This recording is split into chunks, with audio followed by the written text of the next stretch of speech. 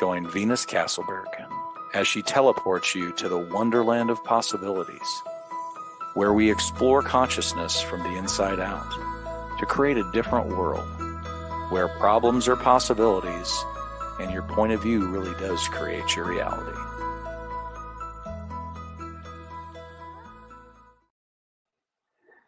Hello, everyone, and welcome. I wanted to just share a little bit about what's been personally going on for me for a while now. I've literally spent like the last year and a half of my life looking at my life and everything that I'm doing and just being like, what am I doing this for? Not from like the purpose standpoint, like where you think that, if I have a purpose in this world and I know what my purpose is, not that solid. It was more just like, okay, I'm a facilitator. What am I facilitating for? And I'm a psychic medium. What am I a psychic medium for? Like just like, but like really soul searching and really like getting into it and having some, I mean, I definitely last year had some dark times because I couldn't really grasp what I was doing it for. I'd like look at things and I'd be like, well, maybe I'm doing this for the money, right? Just willing to be vulnerable and be real with myself. I'm like, okay, am I doing this for the money? I was like, that never really read. And I'm like, okay, am I doing this for the followers and the people? And I'm like, that didn't really read.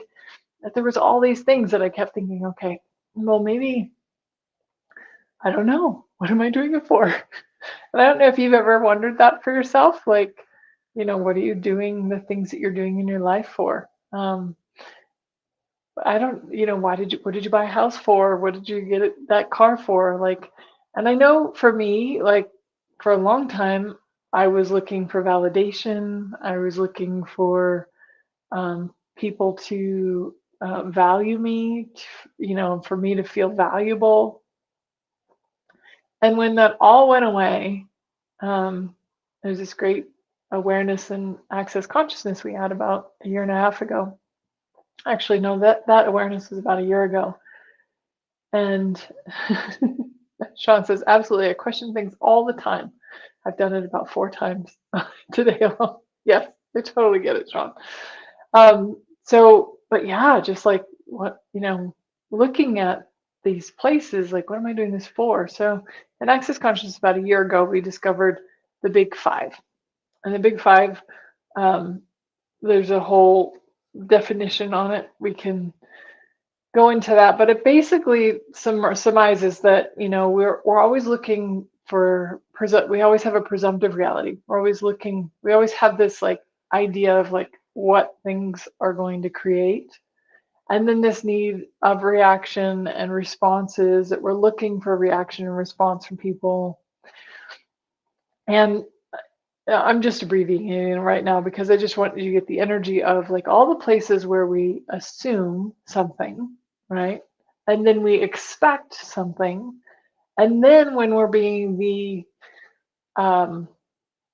wanting to be the savior of the world, when you let all that go, because the awareness was to like, oh, okay, this is how we're operating. So how do we let all of that go? So we let all of that go with the Access Consciousness clearing statement: right, wrong, good, bad, POC, POD, all nine shorts, boys, pobads, and beyond. You can find out more at theclearingstatement.com. But it's just this willingness to just be like, okay, if there was no presumptive reality and there was no needs of reaction, that we weren't looking for a response from everybody, and we weren't trying to be the unfulfilled saviors of the world, what would you be doing it for, right? So all this energy that I had and all these definitions and all these points of view I had, that this was why I was here and what I was doing, and then glumped with all the places where I was thinking that I needed people to validate me or to feel important, or right. So that, again, that's all presumptive realities as well. When you let all that go, and maybe some of you could let go a little bit of that right now as I did the clearing statement, just being like, okay, so if I didn't have all this assumption, need of reaction, need to save the world, what am I doing it for? And I really dug deep. Like, I'm like, okay, really soul searching. I'm like, really, like, what am I doing this for? And it finally dawned on me that, like, after months and months, months and months, um, that I was like, I'm just here to create a better world. It's that simple.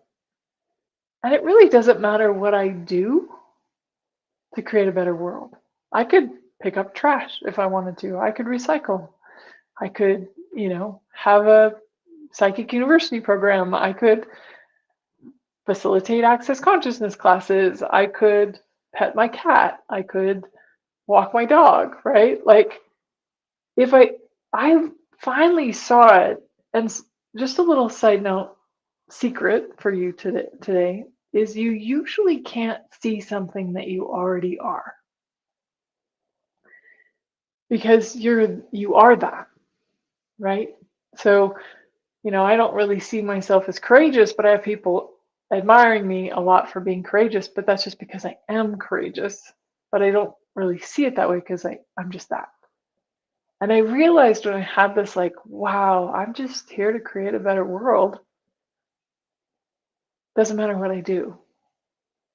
And I already am that. And that's why it was so hard for me to see for so long, was because I am already making the world a better place.